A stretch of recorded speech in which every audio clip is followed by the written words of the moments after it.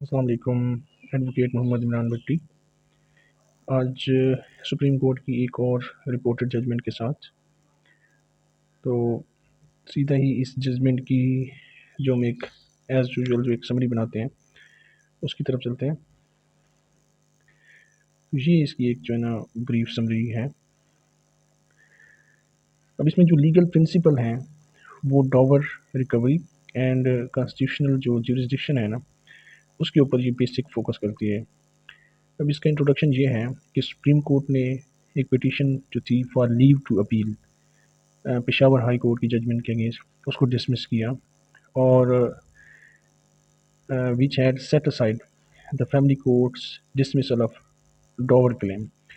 तो फैमिली जज और एपलेट फोरम के जो दो फैसले थे ना उनको डिसमिस किया गया था पेशावर हाई कोर्ट की तरफ से। सुप्रीम कोर्ट में पेशावर हाई कोर्ट का फैसला चैलेंज किया गया, जिसको क्या किया गया, पेशावर हाई कोर्ट का फैसला जो है वो अपहेल्ड रखा गया। अब इस केस के जो दो इम्पोर्टेंट जो क्वेश्चन चलते हैं ना, जो क्रिटिकल लीगल क्वेश्चन है वो ये हैं कि evidentiary standard required to prove a dower deed, कि डॉवर डीड को जब हम लेके आते हैं कि उसके ऊपर एविडेंस का म्यार क्या होगा। और दूसरा इसमें ये था कि अगर हाई कोर्ट्स की जो कॉन्स्टिट्यूशनल जुरिसडिक्शन है उनका स्कोप क्या है फैमिली मैटर्स के अंदर। ये दो जो वाइटल क्वेश्चन है ना इनके जवाब मिलेंगे। अब इस केस का जो बैकग्राउंड था, इसमें एक प्लेंटिफ है मुसम्मत फातिमा जो कि विडो थी ऑफ डिसीज अख्तर आलम। अब इसमें जो डिफेंडेंट्स थे वो उसके सिबलिंग्स थे, डिसीज जो हस्बैंड था। अब इसमें क्लेम क्या था उस औरत की तरफ से कि उन्होंने recovery of dower based on dower deed एक तहरीर लिखी हुई थी हक महर की तरफ से। हक महर जिसमें मेंशन था उसके अंदर 4 तोले जो है ना सोना था, जेवरात गोल्ड ऑर्नामेंट्स थे, और 5 मरले जो है कंस्ट्रक्टेड हाउस था, और 5,000 रुपये कैश था। अब लोअर कोर्ट ने जो फैमिली जज साहब थे उन्होंने क्या किया, उन्होंने प्लेंटिफ का जो सूट था वो डिसमिस किया और रीज़न ये लिखी कि जो प्लेंटिफ था उसने वायलेशन की है आर्टिकल 79 ऑफ कानून शहादत, जिसके अंदर दो विटनेसेस अटेस्टिंग विटनेसेस जो है ना किसी भी फाइनेंशियल डॉक्यूमेंट को प्रूव करने के लिए रिक्वायर्ड होते हैं। तो उस रिक्वायरमेंट को जो है ना मीट नहीं किया गया, इसीलिए फैमिली कोर्ट ने प्लेंटिफ का सूट जो है ना डिसमिस कर दिया। एपलेट कोर्ट ने भी सेम उस सिचुएशन को, जो उस डिसीजन था उसको अपहेल्ड रखा और कहा कि 79 की वायलेशन है। उसमें 2 अटेस्टिंग विटनेसेस जो थे ना वो रिक्वायर्ड थे। कोई भी फाइनेंशियल ऑब्लिगेशन अगर किसी डॉक्यूमेंट्स के अंदर इनकॉर्पोरेटेड है तो उसको जो है प्रूव करने का तरीकाकार आर्टिकल 79 QSO का है। Section 17 of family courts act 1964 क्या करता है, इसको ओवरराइड करता है स्ट्रिक्ट एविडेंशरी रूल्स, और वो एक तरफ से फैमिली लॉज के अंदर फ्लेक्सिबिलिटी लेके आता है।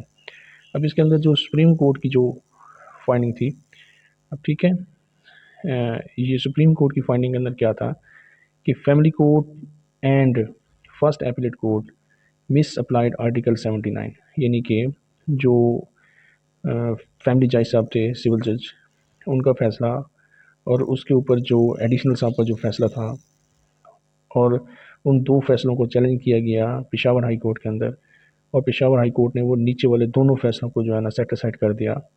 और पेशावर हाई कोर्ट की फाइंडिंग में यही था कि सेक्शन 7 जो है 17 जो है ना फैमिली कोड एक्ट 1964 का, वो क्या कहता है, वो रिलैक्स करता है कि उसके ऊपर कानून शहादत जो है ना, जो टेक्निकलिटीज़ होती है ना, वो फैमिली केसेस के अंदर, फैमिली लॉस के अंदर जो है ना वो मतलब वो एक प्रिंसिपल को ओवरराइड नहीं कर सकती। रिलैक्सेशन है सेक्शन 17 के तहत कि एज इट 79 जो है ना वो इसके ऊपर एप्लीकेबल नहीं होगा, आर्टिकल 79 ऑफ QSO। तो सुप्रीम कोर्ट में जब ये लीव टू अपील फाइल की गई तो क्या फाइंडिंग थी, the family court and first appellate court miss applied article 79 by filing by failing to consider section 17 of the family court act 1964।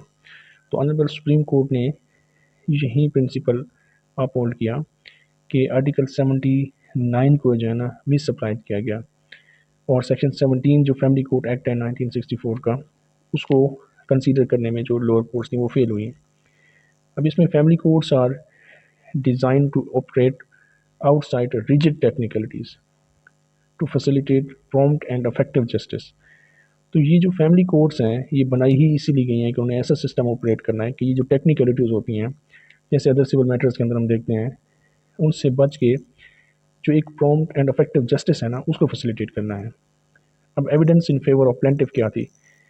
Original Dabur dead exhibit ہوئی تھی اور ایک اٹیسٹنگ witness جو PW3 تھا وہ اپیئرڈ ہوا تھا کورٹ کے اندر.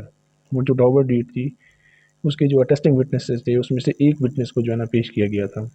اور اس پریکٹس کو جو سول جج صاحب تھے جو ٹرائل کورٹ تھی فیملی کی اور جو فرسٹ ایپلیٹ فورم تھا ایڈیشنل صاحب کا انہوں نے اس چیز کو مطلب صحیح طریقے سے جو ہے نا انٹرپریٹ نہیں کیا، مس انٹرپریٹ کیا کہ 79 کے تحت 2 اٹیسٹنگ وٹنس ہونے چاہیے کوئی بھی فائنینشیل ڈیڈ کو پروو کرنے کے لیے. ادر کاربوریٹنگ وٹنسز ان میں انہوں نے کیا، جو نکاح ولی تھا، جو اسکرائبر تھا، جو اسٹیمپ وینڈر تھا اینڈ پلینٹفس برادر تھا، یہ سپورٹ میں جو ہے نا پیش کیے ہوئے تھے. ڈیفینڈنٹ کی طرف سے جو مشتاق احمد تھا جو کہ ایک اٹیسٹنگ وٹنس تھا خود بھی، fail to testify leading to a negative presumption against him. تو اس نے اپنی شہادت ریکارڈ نہیں کی جو اس کا جو ہے نا ایڈورس پریزمپشن اس کی طرف کیا ہے. اب ہائی کورٹ کا جو فیصلہ تھا وہ اس لیے جسٹیفائی تھا in accepting the dower claim based on these evidentiary جو ریلیکسیشنز تھی. تو یہ سارے پوائنٹس ہیں جن کے اوپر آنریبل ہائی کورٹ کا جو فیصلہ تھا وہ بیس کرتا تھا. اب ہائی کورٹس کی اتھارٹی انڈر جو آرٹیکل 199 ہم کہتے ہیں کہ کیا لیگل پرنسپل ہے اس کے اوپر کہ کانسٹیٹیوشنل جورسڈکشن کے اندر ہم فیملی کیسز کو چیلنج کر سکتے ہیں. تو انہوں نے سپریم کورٹ کی اس ججمنٹ کے اندر بالکل یہی کہا کہ اگر کوئی لوور کورٹس جو ہیں سبارڈینیٹ کورٹ مس انٹرپریٹ کر دیتی ہیں کسی بھی اسٹیٹیوٹ کی پروویژن کو یا کوئی ایسی بیس ججمنٹس آنر کوئی لیگلی فلاڈ ریزننگ ایسی ریزننگ کو پر دی ہے جو کہ لیگلی بائنڈنگ نہ تھی، تو ڈیفینیٹلی جو ہے نا ہائی کورٹ کے پاس اختیار ہے انڈر آرٹیکل 199 کہ وہ اس چیز کا نوٹس دیں. The family court and first applet court made a serious legal error کیونکہ 79 آرٹیکل جو تھا اس کی رانگلی جو ہے نا اس کو اپلائی کیا گیا. اور فیملی کورٹ ایکٹ جو ہے نا اس کے اندر یہ ٹیکنیکلٹی سے بچنے کے لیے ایک ریلیکسیشن جو ہے نا ایک ریلیکسڈ ایویڈینشری رولز ہیں اس کی طرف جو ہے نا اس کو موٹیویٹ کیا گیا اس ججمنٹ کے اندر. اور اس طرح کی اگر کوئی مس انٹرپریٹیشن ہوتی ہے تو آرٹیکل 199 کی 1 کی اے اور سب کلاس 2 جو ہے نا کانسٹیٹیوشن کی وہ جو ہے نا انفیلڈ ہو جاتی ہے. اب ہمارے پاس جو کی پریسیڈنٹس ہسٹری کے اندر یہی ہیں کہ constitutional courts can correct an error if a lower court acts in ignorance اور مس اپلائز دا لا. اب اس میں جو فائنل ججمنٹ تھی وہ کیا تھی کہ یہ جو پٹیشن تھی وہ ڈسمس ہوئی اور لیو ٹو اپیل جو ہے نا وہ ریفیوز کی گئی. ہائی کورٹ کا جو فیصلہ تھا وہ اپ ہیلڈ رکھا گیا کہ پلینٹفس رائٹ ٹو ریکور دا ڈاور کہ وہ ریکور کر سکتے ہیں. اور اس کا کنکلوڈ کرتے ہوئے یہی ہے کہ family court have relaxed evidence rules. یہ اس کا پرنسپل ہے. جیسے کہ سول کیسز کے اندر ڈاور ریلیٹڈ کلیمز ان میں ریکوائرڈ نہیں ہے کہ آرٹیکل 79 کا جو پرنسپل ہے وہ QSO کا وہ فالو کیا جائے. اس میں اگر ون اٹیسٹنگ وٹنس ہے اور دوسرا جو کوروبریٹو ایویڈنس ہے وہ سفیشینٹ ہے اس ڈاور ڈیڈ کو پروو کرنے کے لیے. اگر نان اپیئرنس آف کی witnesses can lead to an adverse presumption, جیسا کہ ڈیفینڈنٹ جو خود ایک اٹیسٹنگ وٹنس تھا وہ اپیئر نہیں ہوا تو وہ اس کے اگینسٹ جو ہے نا ایڈورس امپیکٹ ہوا ہے اس کا. ہائی کورٹ جو ہے نا اپنی سپروائزری پاور کے اندر اس طرح کی کوئی بھی ججمنٹ کا جو ہے نا نوٹس لے سکتی ہے، اس کو اسٹرائک ڈاؤن کر سکتی ہے.